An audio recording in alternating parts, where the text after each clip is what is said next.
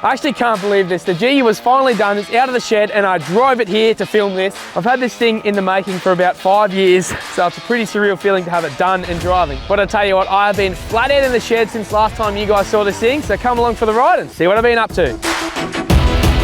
For those of you that haven't been following along with the build, over the last year, I've taken a wrecked GU with a blown up engine and swapped it out for an M57 diesel and turned it into the ultimate tourer on a budget. And this is the final episode of that build. Well, it's been a minute, but we're back in the shed working on the GU build. In this episode, we're gonna fully kit out the inside, put some new products in there, and just tidy up some of the old things in there.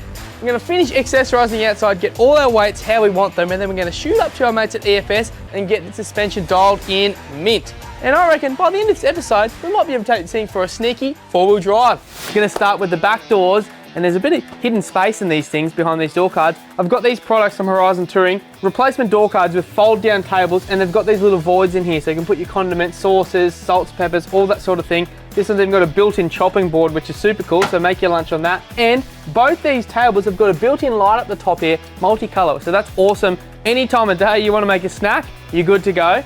They're gonna be super easy to fit, and like I said, they use some wasted space, so you're gonna get these things on.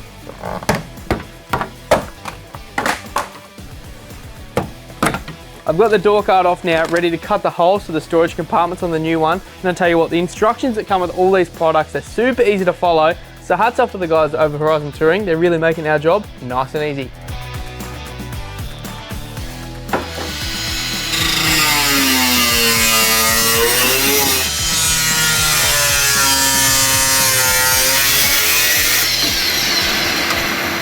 Everything's plugged in for the light, and I'm gonna try and feed this on.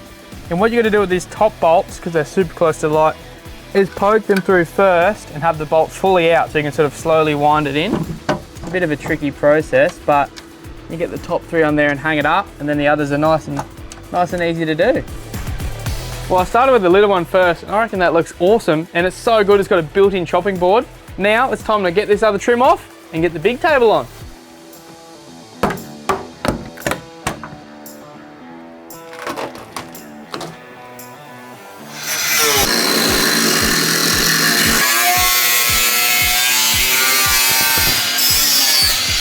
I'm just running the wire here for the light on top of the table and putting it through the factory little thingy like we did on that side.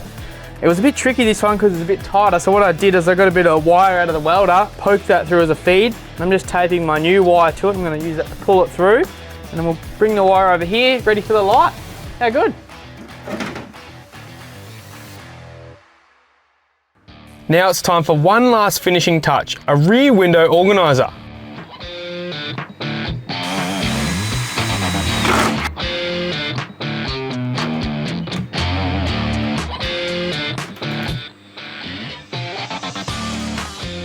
I got both these back door cards on, and how good does this look? I've got a table over here for cooking and stuff, nice little chopping board over here for preparations, and the best part I like is some wasted space in the doors I'm now using. I can see condiments in there, sauces, salt and peppers. Have a go at this.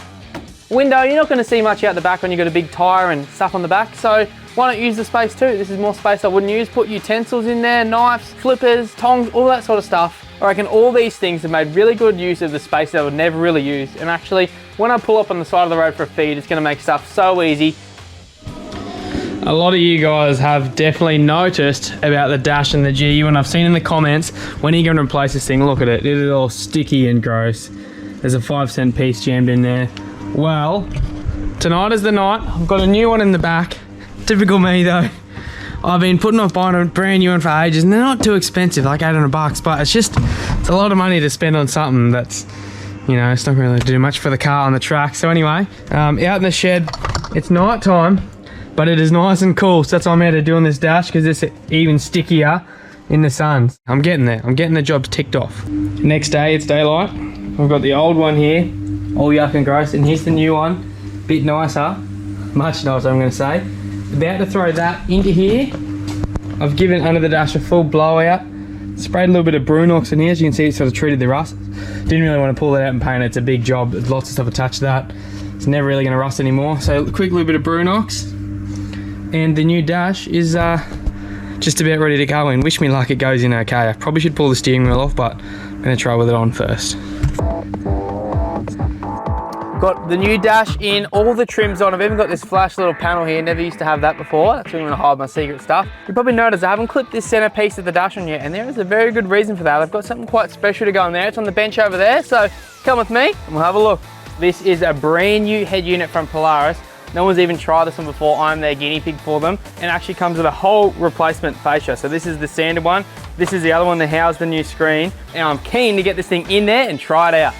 Well, this is a little bit flash for a bloke like me.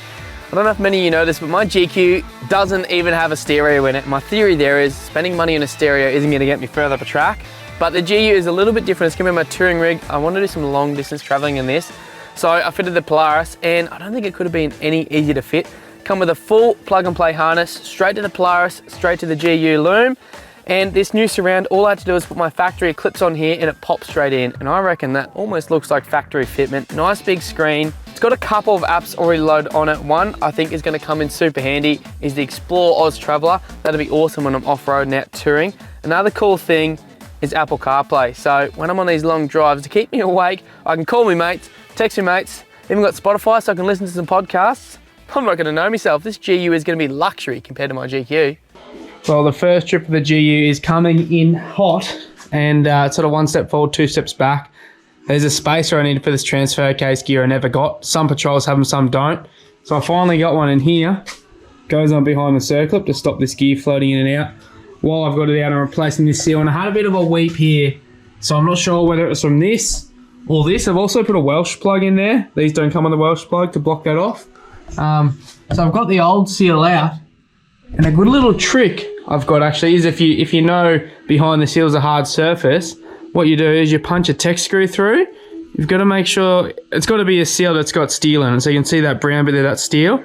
And as you screw it in, as long as where this screw is screwing isn't soft, I had an old gearbox so I checked, they'll actually wind in and it pops the seal out. Because as you can see there, with the adapter on, it's probably like deep as my finger there, probably about 75 mil deep. You're not going to get anything in to pry it out. Now we've got to stick the new one in, get that transfer case back in, and I'll finally start buttoning up some things under here. So get the tail shaft in, still got to plumb up all the locker lines.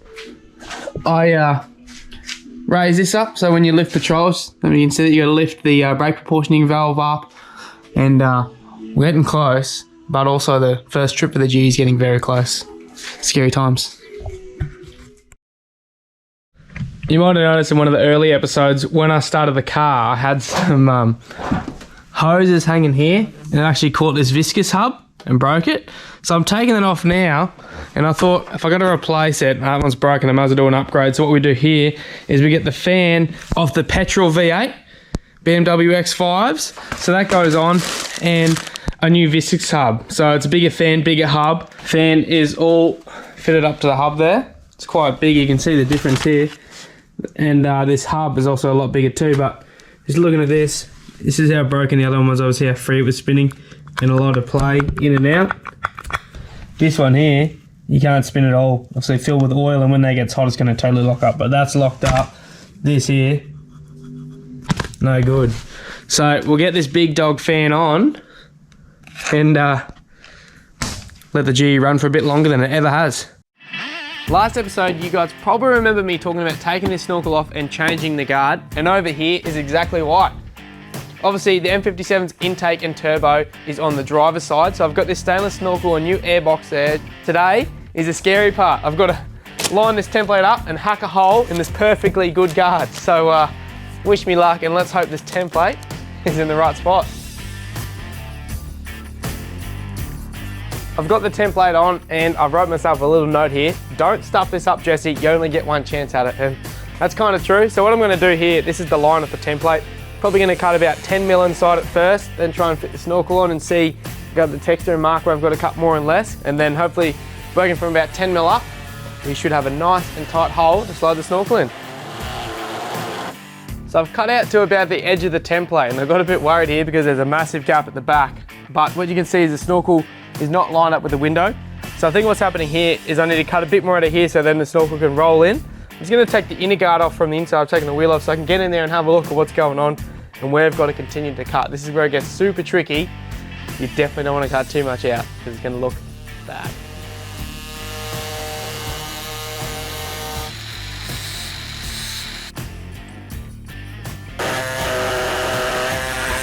Snorkel hole is all cut in. There's a pretty nice gap the whole way around here. Bit of pinch hole will take up the gap, so that's all good. The thing I really like about the snorkel is if you look up the front here, it runs parallel with the windscreen rubber. Some of them hang out more at the bottom and angle up, but this one's nice and square to the windscreen. Looks awesome. One thing I'm thinking about here is I might get this snorkel powder coated black. I'm not too sure. I reckon it'll fit in good with the Razzler bar work. But the reason I didn't do that before I fitted it was I had to slide it in and out the guard that many times. I would have scratched the nice black powder coat so many times. So what I'm going to do is run down the shops, get a bit of pinch weld to put around the outside. And if it looks all right, I might leave it. But if I want a powder coated black, I might drop it off and then do the final fitment, and I'll show you how it looks. Back in the shed doing some fiddly jobs, and I tell you what, anything that says custom takes you a long time. I've been here for probably half the day doing this. Got the auto cooler mounted up. Obviously I'll nutset these and round all the corners and stuff. This is all tacked up, ready to go. So hopefully I can finish fabbing up those mounts today, paint them, get it mounted and get some tails, like some lines on there with some tails. Then I can finally fully fit up the intercooler and put the hose clamps on and whatnot. So yeah, but anything that says custom, this whole car's custom, takes a long time. Like I said, pretty much half a day just to make 2 brackets. But they're made now and they should be good for the life of the car. Auto cooler is all on and painted up. Now a lot of people take this fan out and put the intercooler hard back, but I've actually put the intercooler in front. It's a Fusion Fab kit, it's Ash's idea. But what the idea is, you've got an auto cooler here which is running at about 80, 90 degrees sometimes, and that is behind your intercooler. So your intercooler is getting the cool air first and then the hotter stuff is behind it.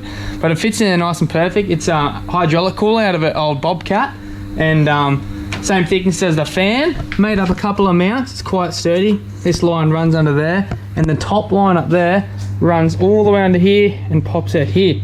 So nice and tidy, should work out well. I've got these fittings over here. They are just an alloy weld-on -10 fitting, so they will get welded to the factory line.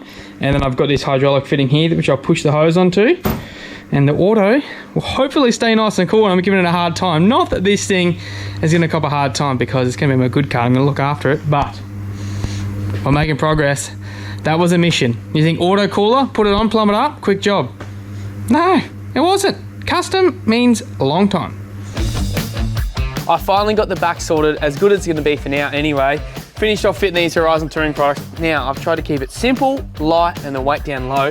So I've just gone with a simple modular drawer, and the best thing about this is we've got the exact same one on my GQ. So for bigger trips like Cape, I can probably double stack them and have 2 drawers when I need more space. And also on the note of keeping the weight down nice and low, I've gone with the Clearview expander slide. So it's not a drop down slide, 1 to save a bit of weight, and 2, it's a really cool thing. It's actually why it's called the expander slide, is this is pretty much a one size fits all fridge slide. It's an expander, so obviously you can see there's 2 layers of steel here. You can adjust it width-wise and you can do the same length-wise.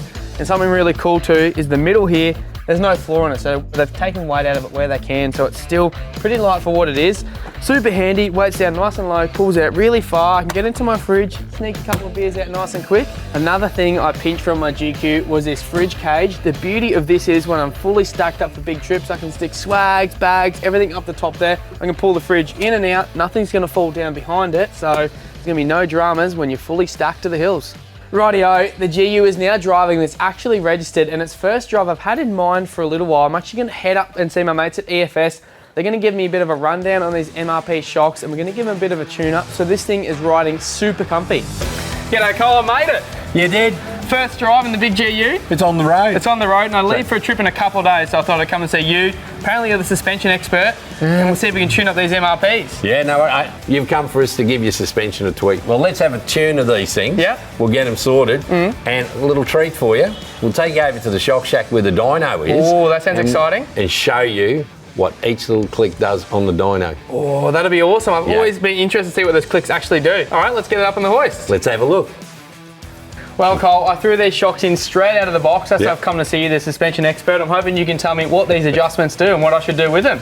Okay, well, I've had a quick look, and these were set at full soft, and in the box they can come at anything. Yeah, so I recommend wind them all the way out so they're at 0 soft, and then just wind them halfway in. Yeah, about halfway. About halfway, just wind them in, count your clicks. Yeah. Count them in. I always go 10. Yeah. And the same with the bottom. I noticed it was all the way at full soft, so just move it in halfway. Yeah, and start from there, and you can start work from back there, and forth. and then you can go, right, okay, how does this feel? Yeah, yeah. What do I need? You go for a drive, you try it, and then you get out, couple of clicks, but like I said, we'll have a look on the dyno, show you what it does. That'd be awesome to see what it actually does. Yeah.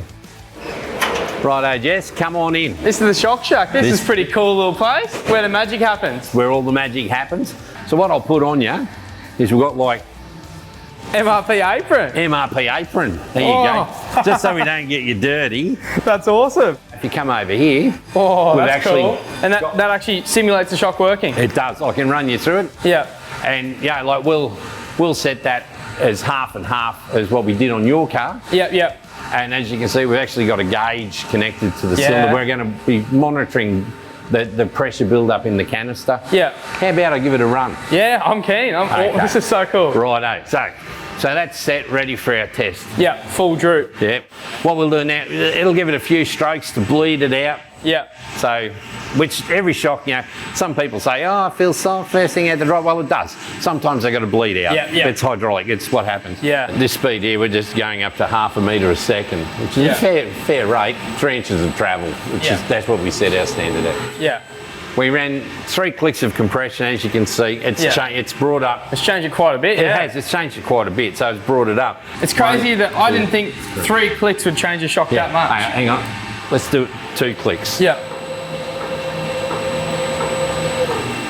Look, that was 2 clicks. Yeah, 2 clicks and it's changed it heaps. Yeah. That's crazy, yeah. It is. So, 2 or 1 click, you will notice some difference. Yeah, I did not think it would make that much difference. Yeah. I think you'd have to go a lot of clicks. With just 2 clicks of adjustment, the shock's response changed by nearly 100 newtons. And with 36 levels of adjustment, you really can impact the response of these MRPs. That's the whole idea of adjustment. Yeah. Set it in the 0, get a feel for it, and then start to play with it and enjoy your car and have a bit of fun playing with your suspension. Yeah, definitely, yeah. This tool enables us to quantify what we say. Yeah, exactly. No, I like it. That's awesome. Yeah. Jess? Thanks for coming in, mate. Mate, thanks for showing me how to adjust these shocks, and special thanks for taking me in the shock shed. I feel that's not many people get to go in there. Nope. And I was so surprised what 2 clicks on that shock would change in that graph. Makes a big difference. I'm going to have a bit of play with these up in Cape York, and I can be like riding on a cloud by the time I get back. Thanks again, mate. Appreciate it. Thank you very much. Good to see you. Yeah, Wish me luck. I think I'll need it. Oh, no, you'll be right.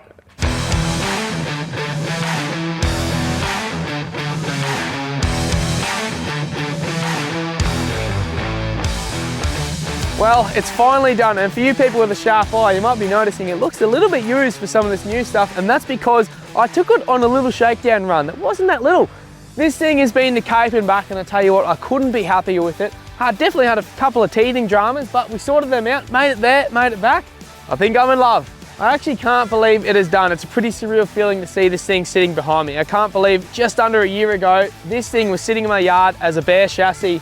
Now, in the lead up to the Cape trip, it was pretty crazy, and I probably should have filmed a bit more, but I was pretty much living in the shed, running on about 2 hours sleep a day for the last 3 or 4 weeks to get it ready. But it was a pretty surreal thing. I honestly only had about 300 Ks in this thing since I got it out of the shed before I left for Cairns, and it made it to the top. Had a heap of finishing touches to do before Cape, but probably one of my favorites was this brand new set of Kumo muddies I put on it. Tell you what, these Kumos work super good on the wet tracks up at Cape, but I reckon they actually changed the whole look of the car. I reckon it looks pretty tough with these on there now. Now, I know you guys are probably sick of looking in here, but one thing you guys haven't seen is this completely done. We've got the Fission Fab airbox in, we've got a big Boss vent catch can, got the fan shredder on, all the aircon lines run, and I'll tell you what, it actually looks pretty good in there, almost like factory fitment. One of the finishing touches under here was the Boss vent catch can. Now, the reason I went that is because these M57s breathe really, really heavily. The beauty of these things is the flow rate is pretty much twice as much of any other catch can on the market, but they're not twice the size, they're still super compact. And they've actually got an in-cab indicator for when there's filters are getting blocked or it's full of oil. So that come in super handy up Cape, and it kept the M57 breathing super clean. Probably the biggest thing I've done throughout the whole build is the M57 conversion, and now I've driven it, I can finally talk about it. I tell you what, it's probably the best powered patrol I've ever driven. The fuel economy is awesome. Made it with that 6-speed auto, it is so smooth to drive. The power delivery is super linear. I had a couple little teething issues up at Cape, but that's going to be expected after a motorist sat for 5 years, but I couldn't recommend this conversion enough. It is super simple to do. The fuel figures are awesome, the power figures are awesome, and it's all still on a standard engine with just a remap, so fingers crossed this thing should be pretty reliable. Now, don't be turned off by how long this has taken me. You know, I was sort of limited on money, I'd buy parts when I need them, and also I had this motor sitting around at the start. You probably remember I said I was going to put it in the GQ with the manual. So If I was to do it again, I'd probably do things a little bit differently. I've got an E70 gearbox and an E53 engine. I'd probably go E70 as a collective, much easier to get the auto to talk to the engine then. And I'd go a later model, a CRD car to put it into. Less wiring then, and the engine can actually bolt straight in. There's no welding at all. Makes the conversion super easy. But all in all, I'm happy with the package I've got. As you guys probably saw in some of the previous episodes, I did have a couple of dramas with earthing issues and ECUs and stuff, but don't let that scare you away from the conversion. The original ECU I got was from a place in the UK, and they were supposed to take a thing out called the emulator, which deletes that earthing issue, and they didn't. So that's what caused it. I've got that out now, did plenty of winching up in Cape, right down in the vaults, started every single time. All those things are sorted. Another last minute addition before I left for Cape is I threw this pacemaker exhaust on. Now these things are full stainless, but they're actually ceramic coated in this pacemaker gold. So all that Cape dust did not stick to it. And another thing I like is the center muffler in this is quite big. Obviously being a wagon, I didn't want any drone on those big long highway drives. It's nice and quiet, but then you want to get up it and be naughty, it does sound pretty good. Another thing that I had on for Cape that you guys can't see right now is I had a roof rack up top. Nice alloy job to keep it light, and on that I had a 270-degree EFS awning. Now, I've never had so much luxury while camping. It was super easy to set up. Had lights inside, had my swag down the side, kept me nice and dry, and at the back, covered the back doors and the Horizon touring table. So when I was doing cook-ups with the crew, I was nice and dry and had lights above me, made life super easy. Another sneaky little thing I had was crock hinge fold-up brackets. Now we all know 270-degree awnings are pretty big and they can hang out the side of the car. So I put it on some crock hinge fold-up brackets. Basically, when I wasn't using it, it folds down flat on the roof rack and it's out of harm's way. Didn't cop any damage the whole trip. And it wasn't just the EFS awning that got a proper workout up at Cape. I tried out the new Vivid Max EFS lights, and I'll tell you what, these things were super bright, very impressed with them. And the Recon winch got me out of strife every single time I needed it. Well, there you have it. The GU is finally done and out of the shed, and it's done its first pretty decent shakedown trip, and I think I'm in love. Obviously, it's not completely finished. You probably picked up. Hasn't got a new guard on yet, and I haven't painted it. I did read you guys' comments, obviously just ran out of time, so it might be the end for the GU build, but for now, I just want to say thanks to all you guys for following me along on the build, watching, commenting, all those sorts of things. So if you got any extra questions or any extra mods you think I should do, chuck them in the comments below and I'll go through. But for now, that's all we got time for. Tune in this Thursday on Full Drive 24/7 and you'll see this thing in action. We are back. That's Jesse Gleason, ladies and gentlemen. In what is the bucket list destination in Australia? Holy moly! Cape York. Our first time in Cape together, and we're both in new builds. Yeah! Yeah! And it's pretty clear that this track has not been driven this season. Magic. How lucky are we? This is insane, man! Get ready for a bang. Put your head in so you don't hit it. Oh yeah, true. Oh! Come on. Whoa. So I'm about to drive into probably the deepest river in the Cape right now that's croc infested.